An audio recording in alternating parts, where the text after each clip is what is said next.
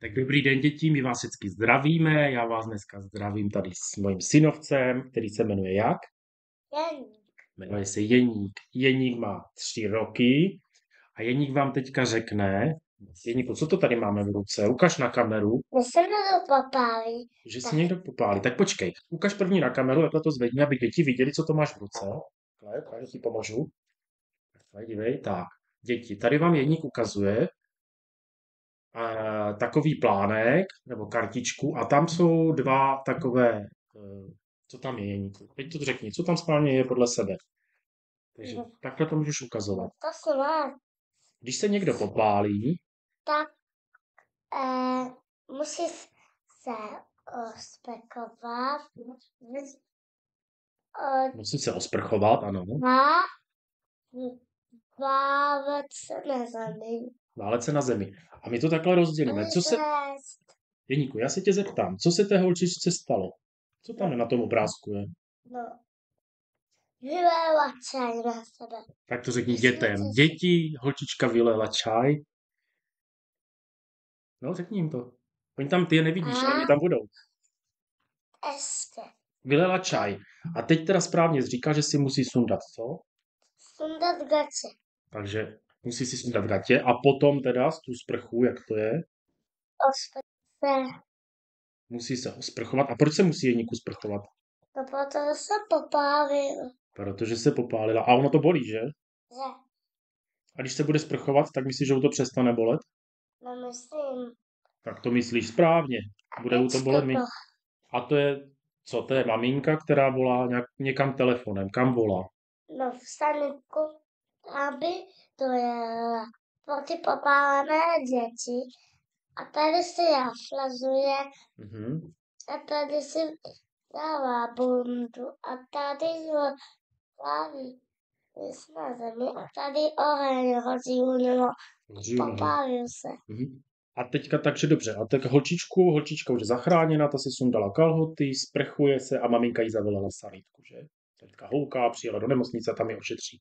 A chlapečkovi se teda stalo, co jsi říkal, tam vidím nějaký oheň a kalhoty mu hoří. Jo. Kalhoty mu hoří. No a i kdyby si ty kalhoty chtěl uhasit, tak co musí udělat tady podle toho obrázku? No asi. Asi? Třeba. Co jsme dělali před chvílí na zemi? No, leželi jsme. Leželi jsme a točili jsme se dokola. A tomu se říká jak? Váleli jsme. Váleli jsme co? No co tam vidíš na tom obrázku? Váleli jsme sudy. Sudy. Tak řekni dětem, abyste se uhasili, musíme válet sudy. Válet sudy. Válet sudy, protože proč? Protože ten oheň přestane hořet. Super.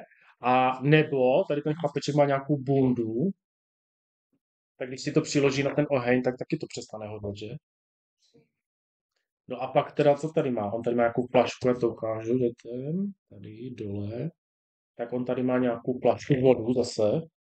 A to je jak u té holčičky z tu sprchu, myslíš? A zopakuješ mě to, proč to teda si polévá tu nohu, tu vodu? No, aby se to vychlazil. Aby se to ochladilo, aby ho to přestalo bolet, že? Že? A pak tady teda co? Pak je tady šipka k té mamince a ta maminka to už víš, ta maminka volá kam? Volá. No, komu volá? No to je sanitce. No to je sanitce, super, ty to víš, jenom nám to nechceš říct. No a my tady nemáme jenom sanitku, že? My tady máme ještě co? Co tady máme? Hasič. Ještě hasiče. Hasiči. A tady máme co? Policie. No. A tady je ta sanitka. A tady je ta sanitka. A u ní je co? Takové sluchátko, že? Že? Ten telefonek takový. Ten plastik je a tady a tady. Takže my na telefoně zmačkneme, když máme ten telefon, teď ho tady nemáme, tak zmačkneme 1, 5, 5. A to ty ještě nevíš, ale až budeš vědět, tak 1, 5, 5 je sanitka.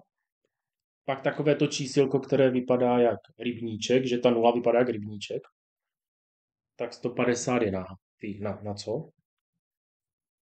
Na to. No co to je za auto? Hasičské. No ty hasičské. No a pak policajti.